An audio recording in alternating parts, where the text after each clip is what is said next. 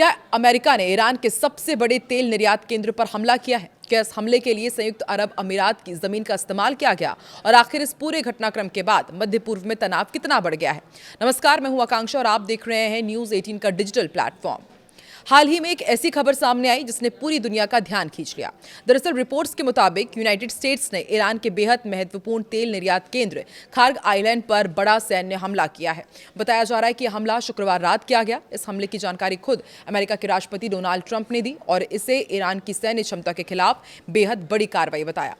खर्ग द्वीप ईरान के लिए बेहद अहम माना जाता है क्योंकि यही जगह है जहां से ईरान के ज्यादातर तेल का निर्यात होता है। यानी अगर इस इलाके को नुकसान पहुंचता है तो उसका असर सीधे ईरान की अर्थव्यवस्था इकोनॉमिक्स पर पड़ सकता है। लेकिन इस हमले के बाद विवाद तब और बढ़ गया जब ईरान ने एक गंभीर आरोप लगा दिया। क्या था यह आरोप, वो भी आपको बताते हैं। दरअसल ईरान का कहना है कि इस हमले को अंजाम देने के लिए अमेरिका ने यूनाइटेड अरब अमीरात यानी कि यूएई का जमीन और वहां मौजूद बंदरगाहों और सैन्य ठिकानों का इस्तेमाल किया। ईरान के विदेश मंत्री अब्बास अराक्ची ने दावा किया है कि अमेरिका ने यूएई के 2 इलाकों से सैन्य ऑपरेशन चलाया। उनके मुताबिक इन जगहों में रास ए खामई और दुबई के आसपास के क्षेत्र शामिल हैं। ईरान के विदेश मंत्री अब्बास अराक्ची ने दावा किया है कि अमेरिका ने यूएई के 2 इलाकों से सैन्य ऑपरेशन चलाया है। उनके मुताबिक इन जगहों में रस अल खमाई और दुबई के आसपास के क्षेत्र शामिल हैं। ईरान का कहना है कि इन इलाकों से हमले करके खर्ग द्वीप और अबू मूसा आइलैंड को निशाना बनाया गया है। हालांकि इस पूरे मामले में अभी तक ईरान ने अपने दावों के समर्थन में कोई ठोस सबूत सार्वजनिक नहीं किए हैं। दूसरी तरफ यूएई ने इन आरोपों को पूरी तरह से खारिज कर दिया है।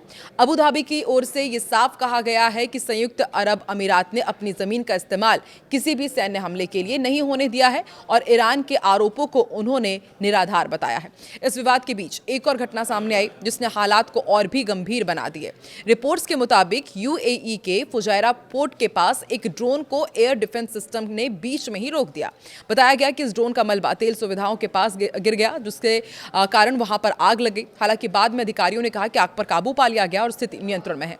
ईरान और मध्य पूर्व के कई देशों के बीच चल रहे इस तनाव के दौरान ऐसे घटनाक्रम चिंता बढ़ा रहे हैं। दरअसल पिछले कुछ समय से ईरान और क्षेत्र के कई देशों के बीच सैन्य टकराव लगातार तेजी से बढ़ रहा है और रिपोर्ट्स के मुताबिक ईरान ने अब तक अमीरात की दिशा में 1800 से ज्यादा मिसाइलें और ड्रोन दागे हैं। हालांकि यूनाइटेड अरब अमीरात्स का कहना है कि उनके एयर डिफेंस सिस्टम ने ज्यादातर मिसाइल और ड्रोन को हवा में ही नष्ट कर दिया।